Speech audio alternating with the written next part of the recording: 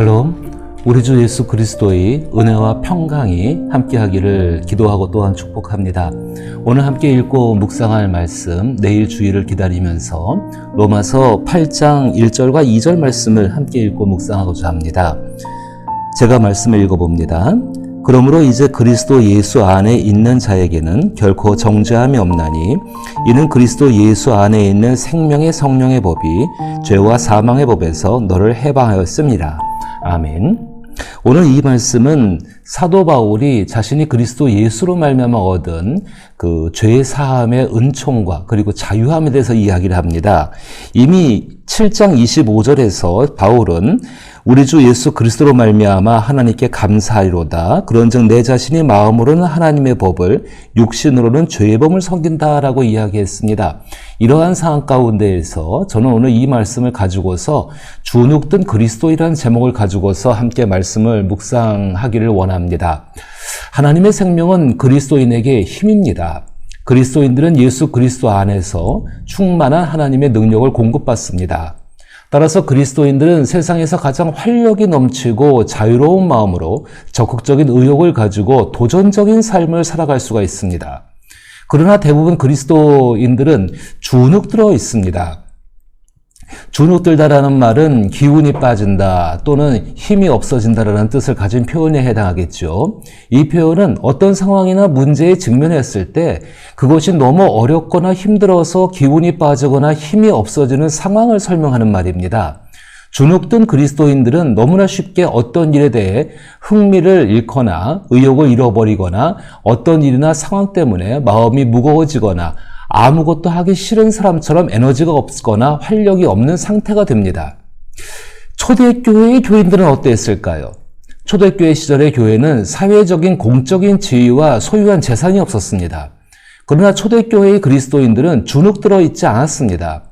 당시의 지배자인 로마 사람들은 자신들을 제1종족으로, 유대인들을 제2종족으로, 그리고 그리스도인들을 제3의 종족으로 분류했습니다. 분류의 기준은 추구하는 삶의 목적에 있었습니다.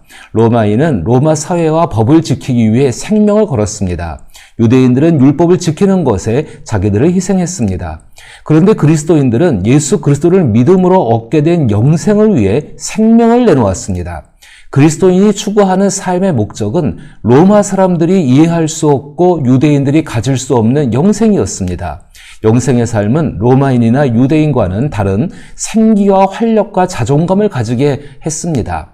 그런 그리스도인들을 주눅들게 만든 것은 교회입니다. 기독교가 사회 공식적인 종교로 지위를 얻고 교회의 재산을 소유하면서부터 힘을 가지게 되었습니다. 중세의 기독교가 자신들의 힘을 유지하고 키우는 방법은 높은 도덕성과 준법에 있게 됩니다. 이것은 점차 발전해서 도덕과 법을 만들어내는 권력으로 발전합니다. 모든 사람이 같은 권력의 주인이 될 수 없습니다. 권력을 독점하는 방법은 차별화에 있습니다. 우월하다는 것과 열등하다는 것을 각인시키는 손쉬운 방법이 정죄입니다. 교회의 역사 속에서 크고 작은 종교 개혁들이 있어 왔습니다. 그러나 변하지 않는 사실은 인간은 죄인이라는 것입니다. 인간이 태어나면서부터 죄인이라는 사실은 부인할 수 없습니다. 인간이 죄인이 아니라고 한다면 예수 그리스도의 십자가에서 대속적인 죽음과 부활은 역사상의 해프닝이 됩니다. 그런데 종교의 권력은 차별화를 위해 끊임없이 죄인이라는 사실만을 강조하고 강요합니다. 그리고 죄인의 문제를 교회가 해결하고자 했습니다. 근대교회와 현대의 교회는 개인의 삶과 행동에 대한 책임을 강조합니다. 신앙생활은 자신이 속한 사회 속에서 자기 행동과 선택이 자기 삶에 미치는 영향을 인식하고 노력하라는 것과 변화와 개선을 위해 내면의 반성과 회개를 강조합니다. 그리고 교회는 사람들이 자기 삶과 세상을 이해하는 데 도움이 되는 다양한 가르침과 원칙을 제공합니다. 이러한 가르침 중 일부는 개인이 자기의 문제와 어려움을 이해하고 극복하는 데 초점을 맞추고 있습니다. 이는 그리스도인들이 어려움을 겪을 때 외부 상황보다 자기 내면을 먼저 살펴보게 했습니다. 자신의 삶을 돌아보는 것은 자신의 성장을 위해 꼭 필요한 일입니다. 그러나 자기를 돌아보는 삶은 더 나은 세계를 향해야 합니다. 그리스도인의 더 나은 세계는 자신의 삶을 떠나서 그리스도 예수의 삶을 사는 것입니다. 그리고 그것이 영생의 삶이며 부활의 삶입니다. 주 예수께서 죄사함의 은혜를 베푸시며 죄사함을 받으라고 말씀하셨지 너는 죄인이라고 단정짓지 않으셨습니다.